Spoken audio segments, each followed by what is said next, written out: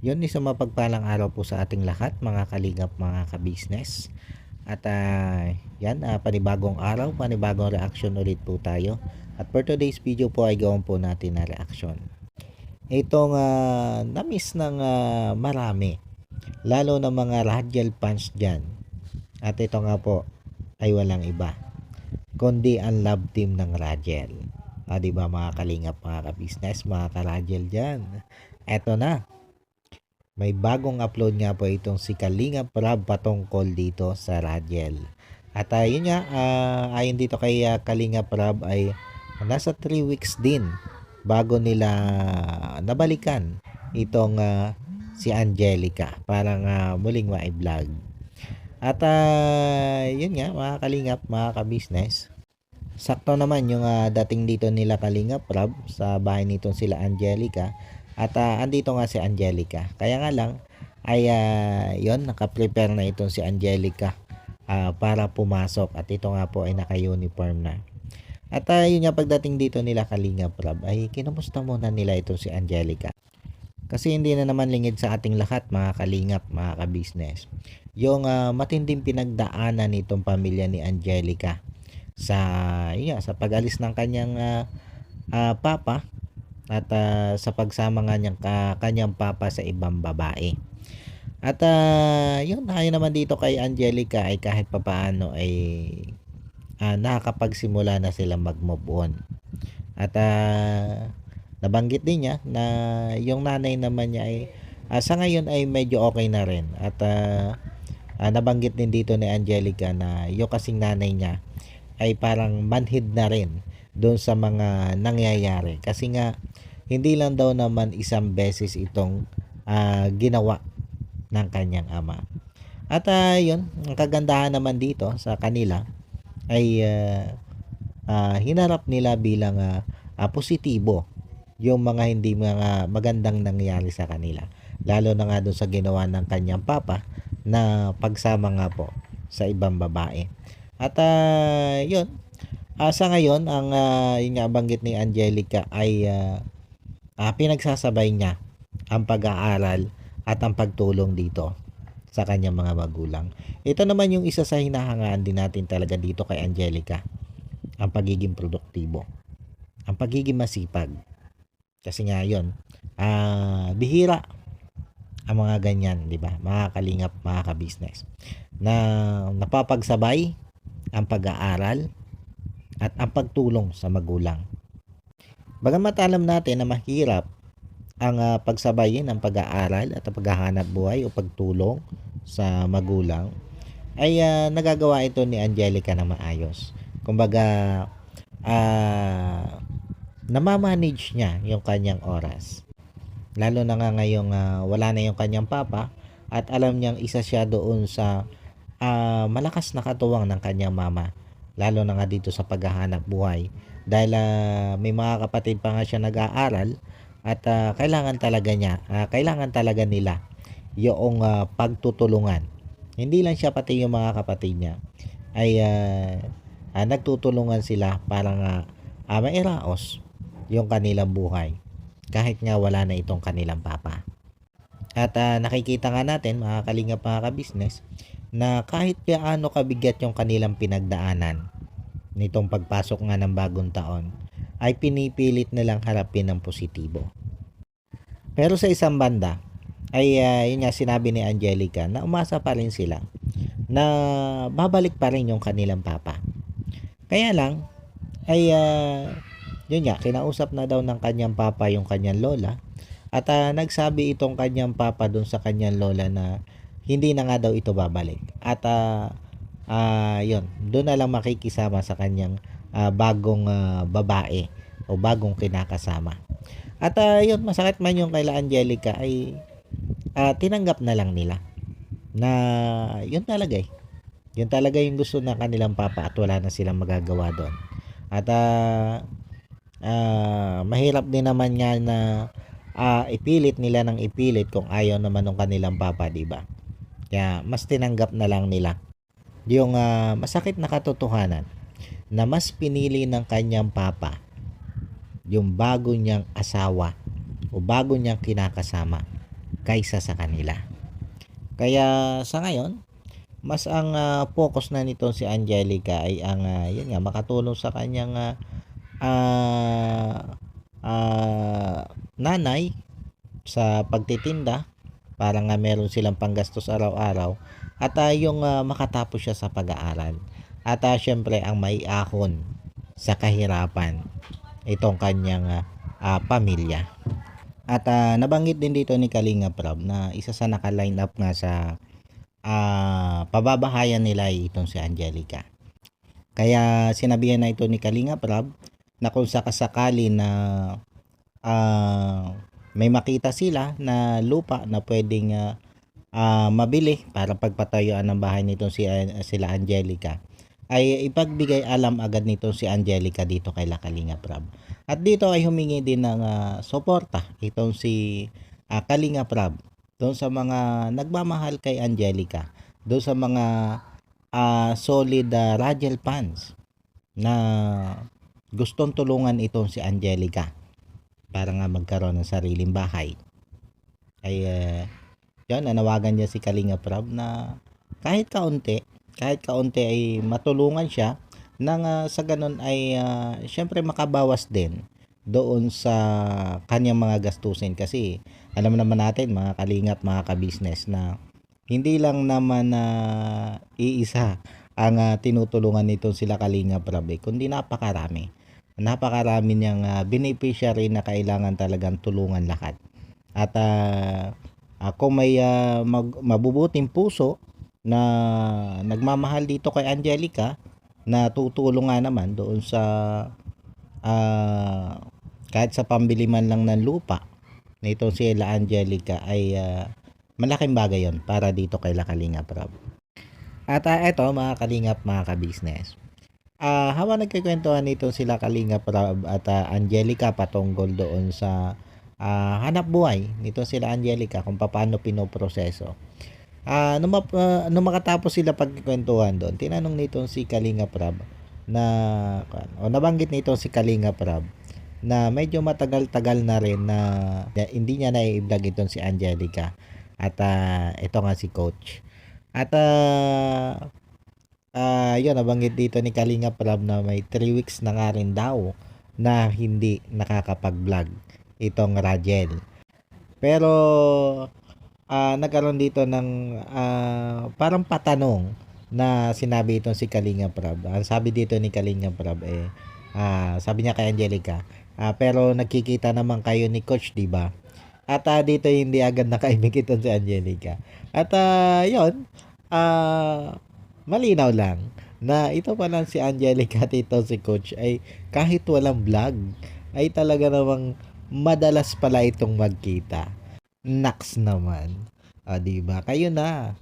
At yun nga, hindi din naman nagtagal at yan, dumating si Coach Ralph na yun yung sinabi ni Kalinga Prab, kasi nasusunod si Coach Ralph at nauna nga lang sila. At yun nga, pagdating ni Coach Ralph ay may dala siyang isang package na galing nga daw sa sponsor.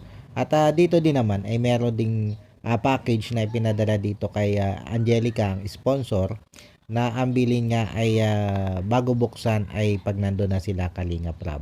At sinunod naman syempre yun ni Angelica. At dito nga ay magkasabay nilang binuksan itong si Coach Ralph yung mga package na padala ng sponsor dito kay Angelica.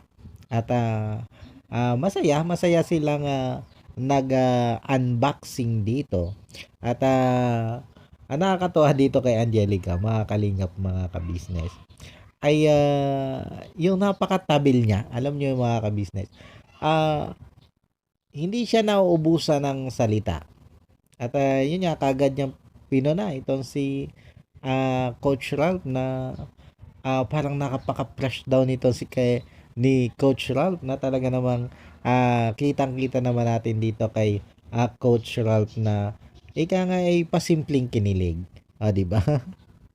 Pati nga labi ni kay Coach Ralph ay napansin din nito si Angelica. Ang kulit talaga nito si Angelica, no?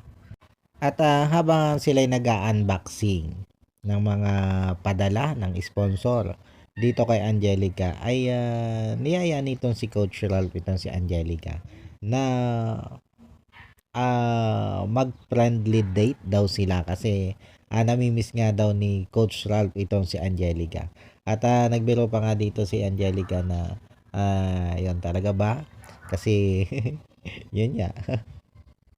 Kahit wala naman palang vlog ay pinupunta nito ni Coach Ralph at nalaman din natin dito mga kalingap, mga ka-business na itong si Coach Ralph pala ay laging dinadalhan ng merienda itong si Angelica, o di ba?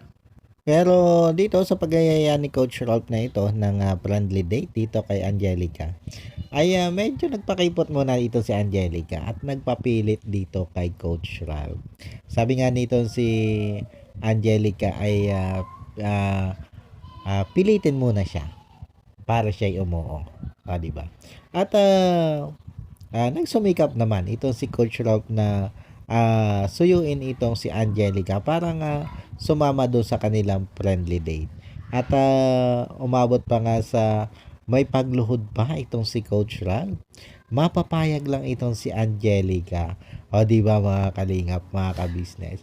At nung lumuhod na ito si Coach Ralph ay kaagad na pumayag itong si Angelica sa kanilang friendly date. O di ba? Luhod lang pala naman yung katapat. May isa lang ako napansin dito mga kalingap, mga ka-business. Dito sa love team na ito.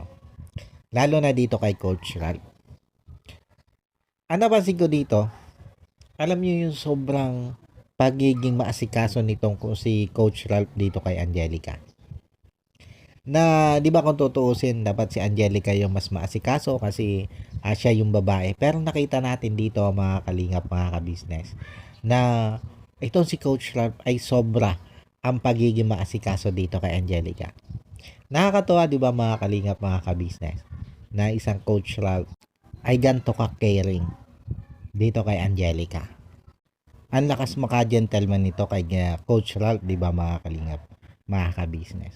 Na talaga naman kahit tayo na mga nanonood dito sa dalawang ito ay talaga namang mapapahanga ka na lang dito sa ginagawang pag-aasikaso nito si Coach Ralph dito kay Angelica. At bihira yan sa lalaki, mga kalingap, mga ka-business. Bihira ang ganyan kaasikaso ang isang lalaki sa isang babae. Lalo't hindi pa nga kayo magkarelasyon. Magkaibigan pa lang kayo. Kumbaga, hindi pa ganun kalalim yung inyong samahan. Bagamat oo, close na kayo. Dahil nga, yan, naging magkalabting kayo. At kahit nga walang camera, ay nagkikita kayo. Pero, di ba, yung pinapakita ni Coach Ralph ay sobrang, ika nga ay napaka-gentleman nitong taong ito. At alam natin na napakaswerte nitong si Angelica para dito kay Coach Ralph. Sa bagay ganun din naman ito si Coach Ralph ay kung sakasakali. Napakaswerte nito kay Angelica. Dahil si Angelica, kita naman natin. Kita natin yung pagiging responsable niyang tao. Di ba mga kalingap, mga ka-business? Dahil batid naman natin lahat na siya yung isa sa napakalaki o napakalakas na katuwang ng kanyang nanay. Pagdating doon sa pagtataguyod sa kanilang pamilya. Di ba mga kalingap, mga ka-business? At ito mga gantong klase ng babae, yan yung ang sarap makasama niyan. Kasi alam mo na hindi siya yung tipo ng babae na aasa na lang doon sa kanyang asawa. Alam mo na siya yung makakatuwang mo talaga. Pagdating sa pagtataguyod ng inyong magiging pamilya kung sakasakali na kayo talaga yung magkatuluyan. Maging sa paghahanap buhay. Alam mo na magiging malakas mo siyang katuwang.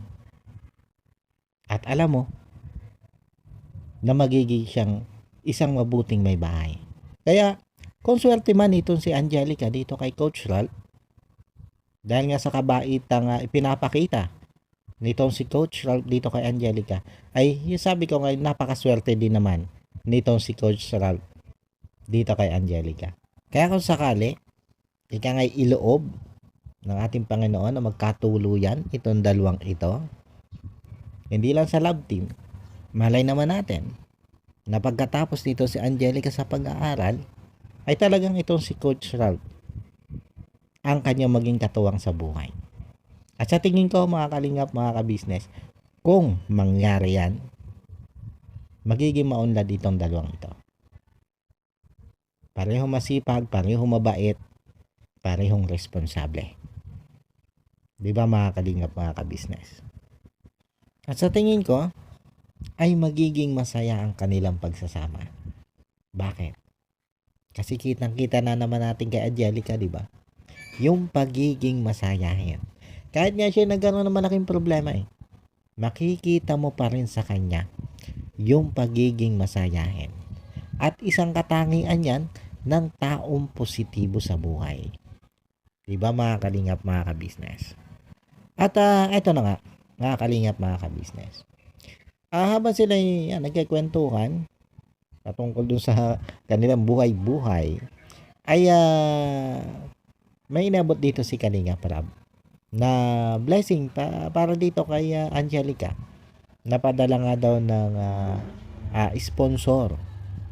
At ito'y nagkakahalaga ng 8,000 pesos. At sobra itong na-appreciate nito si Angelica.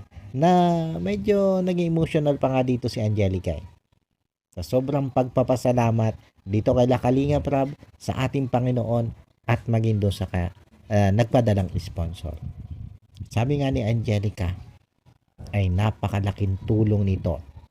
Hindi lang sa kanya, kundi pati sa kanyang pamilya. Ganon pinagpasalamatan ni Angelica ang mga taong tumutulong sa kanya.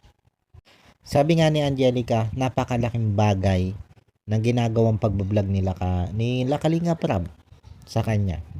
Dahil yun, sa tuwing may i-vlog siya, naabutan siya nito sila Kalinga Prab, lalo na nga yung pang-allowance niya sa pag-aaral. Lagi siya naabutan nito si Kalinga Prab. At napakalaking tulong ng mga ibinibigay na blessing nila Kalinga Prab sa kanya. Lalo na nga yung mga naibigay sa kanya tuwing siya nag-vlog.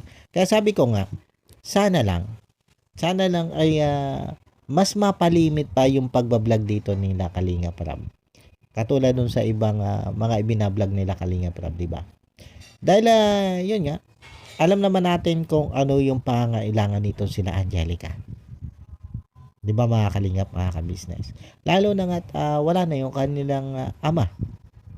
Kumbaga nabawasan ng magpo-provide ng mga pangailangan nila sa kanilang bahay.